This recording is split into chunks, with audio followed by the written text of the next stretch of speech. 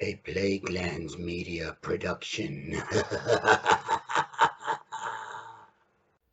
Hey everyone, this is Hugh from Plaguelands Media bringing you another book review today, so cheers to that. Now, back in the day, I was a huge fan of the sword and sorcery movies that came out in like the late 70s, early 80s. And that's where I first ran into this character, Red Sonja. You might have seen the film with Bridget Nielsen. Still holds up today. It's a lot of fun. It's right up there with Conan the Barbarian and Conan the Destroyer. The character of Red Sonja came about in like the 1970s.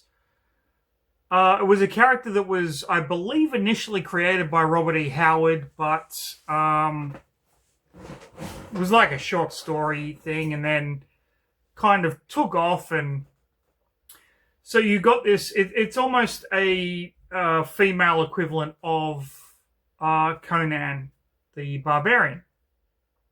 And you got team ups, and Marvel Comics did a whole run and whatnot. And there's been different iterations. I do remember having, I believe it was Red Sonja and the Star of Doom, which was this kind of short novel back in the day.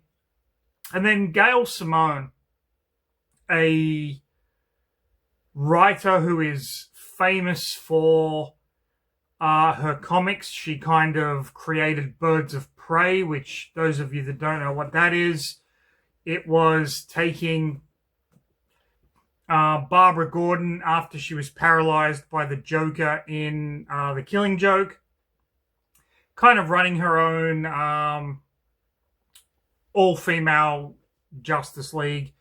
Absolutely fantastic comic, which was actually made into a television show that only ran for one season, but was really, really good. Like, if you can find Birds of Prey, watch that single season. It really is a phenomenal piece of television.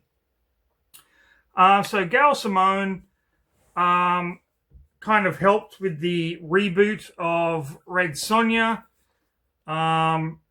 You can actually pick her complete run up in graphic novel form, which the writing and the art is absolutely spectacular in this thing.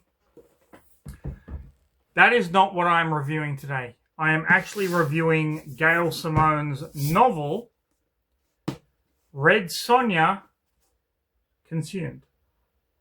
Now, the first thing I want to address is that there was some controversy about the cover. A lot of people said that this cover was too much like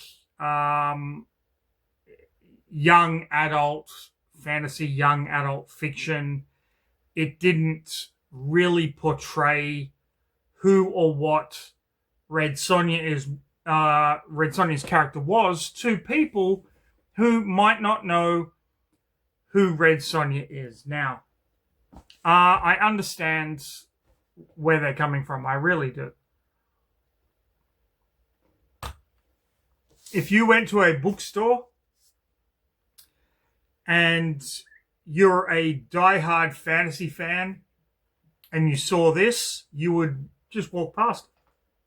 It's not a great cover. It really isn't a cover that exemplifies what the novel is and what the novel is about. With that said, and I know this is going to be a little controversial, but with that said, do your fucking research.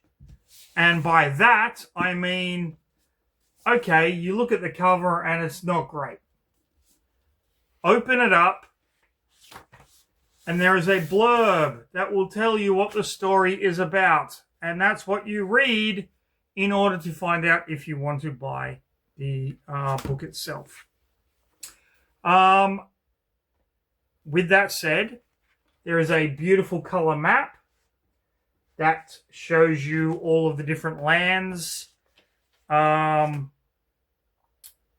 this is still set in Robert E. Howard's initial kind of Conan world, there are different places here that you kind of get to know and you get to love.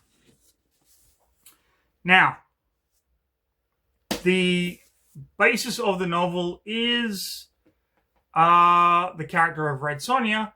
She is a mercenary. She is a thief.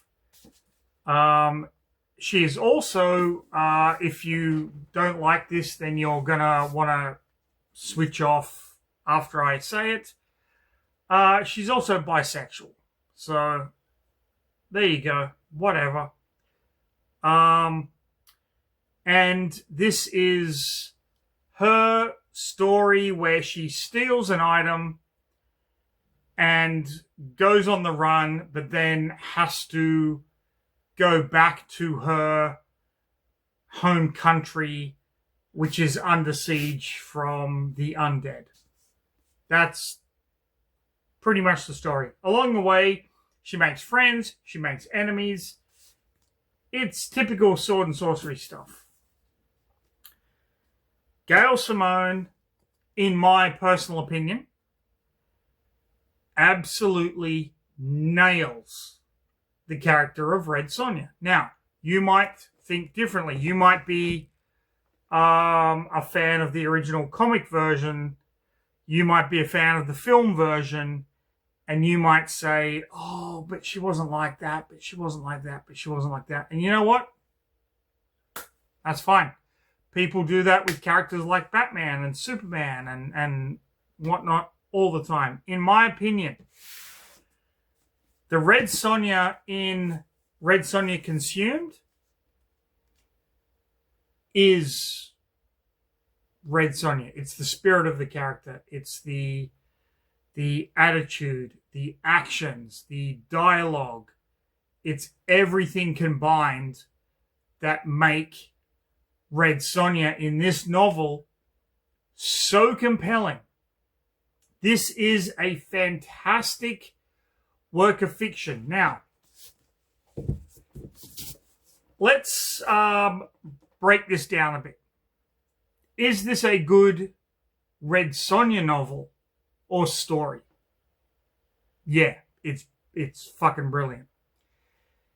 Is this a good fantasy novel? Yes, it's brilliant. Is this a good novel, though? Because sometimes when you look at books and pigeonhole them into a genre, you kind of lose focus on, is it a good book? Yeah, it's a good fantasy book. Maybe it's not a good book. Is this a good book? Yes, it's fantastic. I urge all of you to go out and find a copy of this and read it or listen to it if audiobooks are your thing. It is well worth your time. It is well worth your effort. However, if you don't want to do that and you just want to know what this story is about, then of course stick around for the next episode of Read a fucking book. Read a fucking book. People. Okay, where do we start with Red Sonja Consumed? Start with a drink, of course.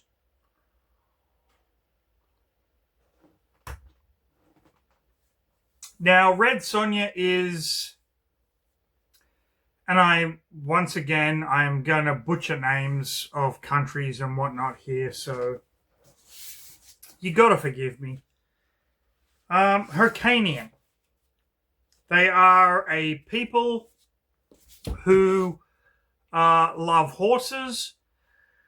She is the sole survivor of her village that was raided, I should say, and she's a mercenary. She kind of goes around fighting and drinking and sleeping with people and whatnot.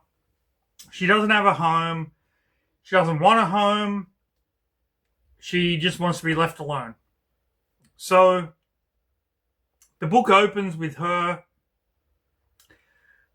She has been in this relationship with... Okay. How do we describe this?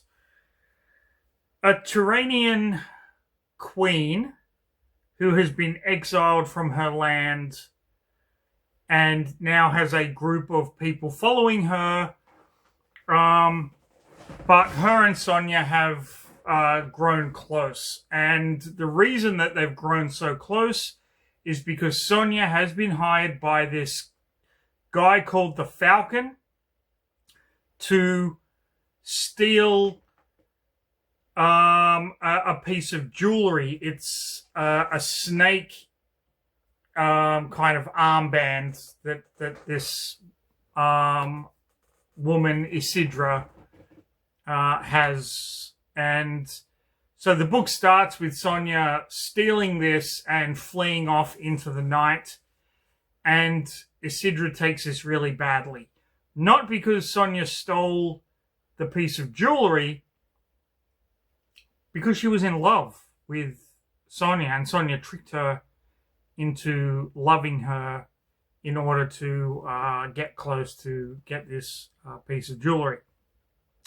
So Sonja flees this caravan, I guess you could say, because they don't have a home. There's nowhere to go. They just can't go back to their own country.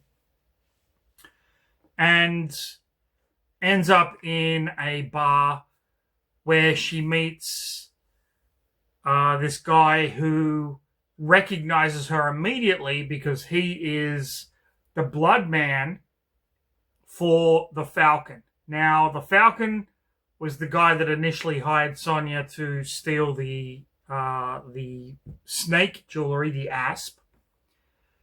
And the blood man is his assassin, so to speak. But this guy is messed up, like completely messed up, and doesn't recognize right from wrong or good and evil and things like that. And he is a really psychotic character, but he recognizes Sonja, and Sonja knows him, and Sonja flees. And when she flees, not fleeing him, of course, she doesn't give a shit about this guy. She's fleeing from the queen that she fucked over. She has a choice to go back to her land or not. Now, there is a rumor that her land of Hyrcania has a plague happening, and we get this kind of idea that something is going on because people are dying, and the creatures that are killing them are just kind of burrowing under and coming up from underground. But Sonja's having none of that, and she's like, fuck it, I'm going in the other direction. I don't want to go home.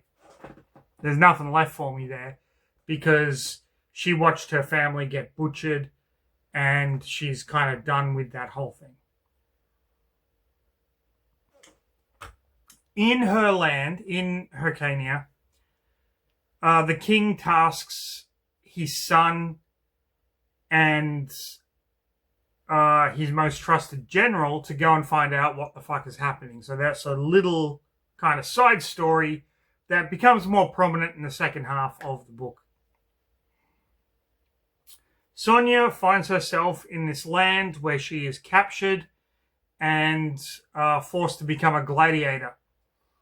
So she's kind of fighting and relishing this shit. She's treated like a princess, and she gets to kill people, so she's fucking happy. She loves what's going on. And she gets rescued by these two deserters. Now, these are a married couple who were in the Haqqani military and kind of deserted. They found her and they want to bring her back because there's a rumor that her baby brother is alive. And she's like, all right, fuck it, I'll go. While this is going on, the queen that she stole the armband from goes completely apeshit, massacres her entire kind of elder retinue. Is like, fuck it, I'm going to go find Sonja.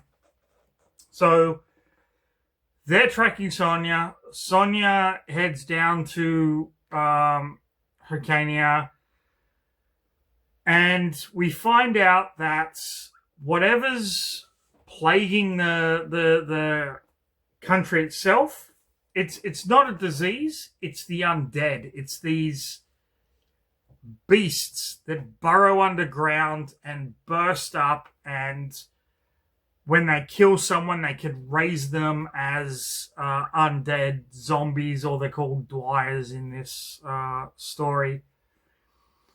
So Sonja is going to help the city. She comes across the prince of the city, who doesn't realize that it's his father's fault, that like the king of this land brought this plague upon them.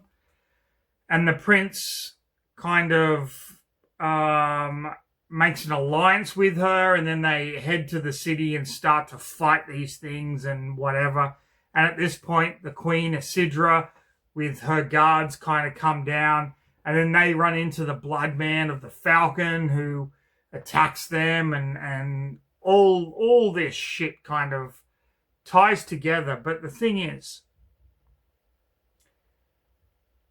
Gail Simone has tied, I would say, at least 4 stories together in a way that if this were one season of a TV show, you would not need a second. Like, everything just wraps up nicely. The city is under siege. The Queen Isidra, who is after Sonja for not only, she's not wanting her armband back. Sonja broke her heart. Like, this is like love revenge shit here. The Blood Man is there to get the armband and to kill Sonja and whatnot. And it all culminates in possibly the most exciting second half of a book I've read in a long, long time. There's battles, there's romance, there's murder, there is traitors, and ultimately the city is saved.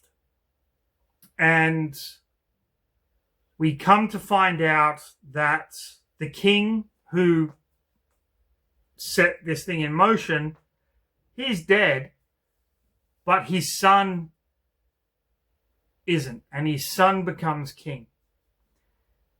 And Sonja discovers that when her village was destroyed, her baby brother wasn't killed. Her baby brother was kidnapped.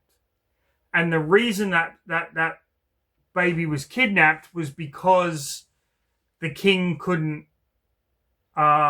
produce an heir, so they needed one, and so they took this kid and they made a story. And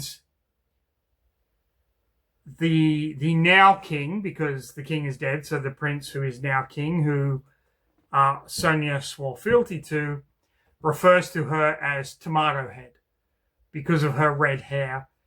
And Sonja's like, that's a name only my brothers would give me. So we get that thing that her brother is now the king.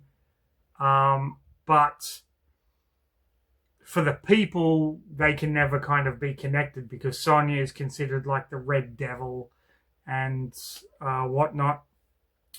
Isidra is ultimately killed, saving the city. Her and Sonja reconcile. We find out the armband that there's more than one and that they can control the dead. Sonja uses it to contact the spirit of Isidra one last time before she destroys it and rides off into the sunset.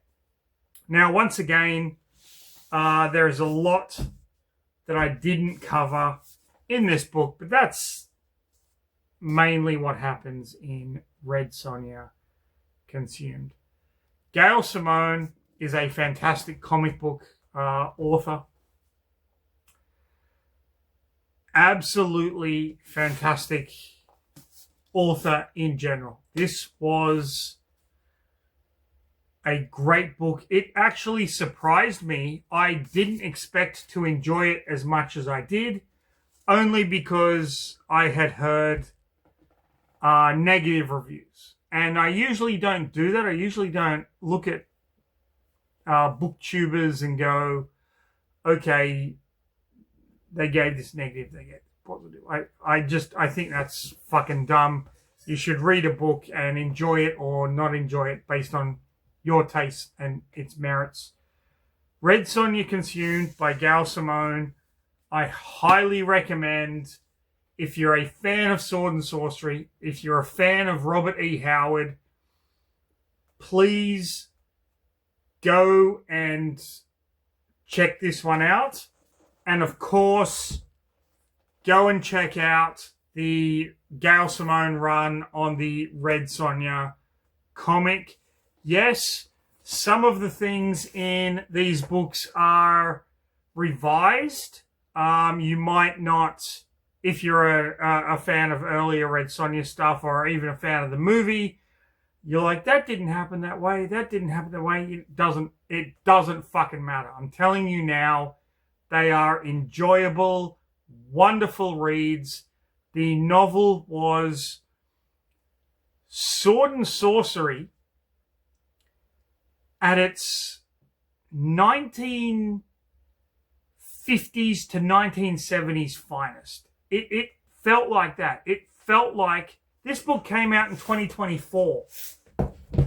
I felt like I was reading an old sword and sorcery novel from the 50s to the 60s to the 70s. So make of that what you will. Great book. Really recommend it. If you enjoyed the video, like, subscribe. Of course, leave a comment. But most importantly, stay safe. Have a fantastic rest of your day.